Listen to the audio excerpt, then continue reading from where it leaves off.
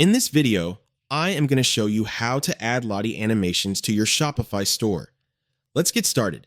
First, go to creati.com and from there, go to the free tab, then scroll down and choose an icon you like.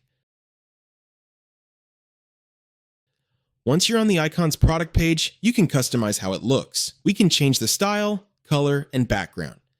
Creati gives you two options, embedding the animation or downloading the JSON file. For Shopify, embedding works best, so click Embed. In the editor, you can fine-tune the animation by adjusting settings like size, delay, and speed. We'll add a short delay, slow the animation down a bit, and keep the trigger set to loop. When you're happy with the preview, copy the embed code. Shopify also supports Lottie animations either through embed code or via the Easy Lottie Animations app, which costs $14.95 per month. To keep things free, we'll use the embed method with custom liquid. Next, head to your online editor, add a new section, and select Custom Liquid. Paste the embed code into the editor and save. You should now see the Lottie animation showing on your page.